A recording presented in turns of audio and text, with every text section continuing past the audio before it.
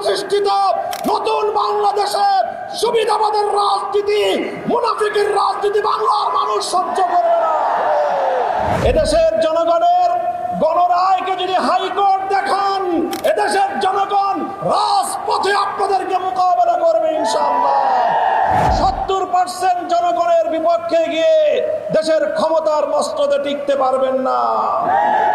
আপনাদের ভুলের খেসারত দিতে হয়েছে আমাদেরকে।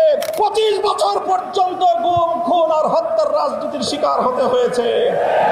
11 দলীয় ঐক্যের পক্ষ থেকে আয়োজিত গণভোটের রায় বিরোধী সরকারের অবস্থানের প্রতিবাদ, গণভোটের রায় কার্যকর করার দাবিতে বিক্ষোভ মিছিল পূর্ববর্তী এই সমাবেশে উপস্থিত নেতৃবৃন্দ, সমবেত বিক্ষুব্ধ জনতা,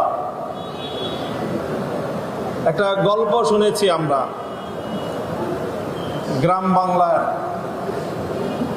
একজন মা, সে তার নিজের ছেলে এবং নিজের মেয়ের জামাতা সম্পর্কে মন্তব্য করতে গিয়ে বলেন, আমার ছেলেটা খুব খারাপ, শুধু শাশুড়ির কথা শুনে, আর আমার মেয়ের জামাইটা খুব ভালো, কারণ সে শুধু আমার কথা শুনে।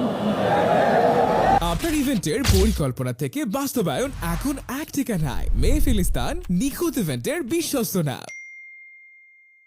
কথা শুনলে মেয়ের জামাই ভালো, আর কথা না শুনলে নিজের ছেলেও খারাপ। আজকে বিএনপির হয়েছে সেই সুবিধাবাদের রোগ। অন্তর্বর্তীকালীন সরকার প্রবর্তিত অধ্যাদেশগুলোর মধ্যে যেগুলো ক্ষমতাকে বৃদ্ধি করে সরকারের এবং সরকারের আরো নিয়ন্ত্রণ প্রতিষ্ঠা করতে সহায়তা করে, সেই সকল অধ্যাদেশগুলো বিএনপির খুব পছন্দ। আর যে সকল অধ্যাদেশগুলো, যে সকল প্রস্তাবনাগুলো জাতির কাছে জবাবদিহিতায় বাধ্য করে, সেগুলো তাদের কাছে খুব অপছন্দ। তাই আমরা মনে করি বিএনপি আজ যেই রাজনীতি করছে, সুবিধাবাদের রাজনীতি। আমরা নির্বাচন পূর্ববর্তী সময়ে বিএনপির আরেকটি চরিত্র লক্ষ্য করেছি, সেটা হলো তলে তলে বিএনপি সারা দেশে গণভোটে ন্যায়ের পক্ষে ক্যাম্পেইন করেছে, কিন্তু প্রকাশ্যে সে ন্যায়ের পক্ষে কথা বলার দুঃসাহস তাদের ছিল না, সেই সৎসাহস তাদের ছিল না।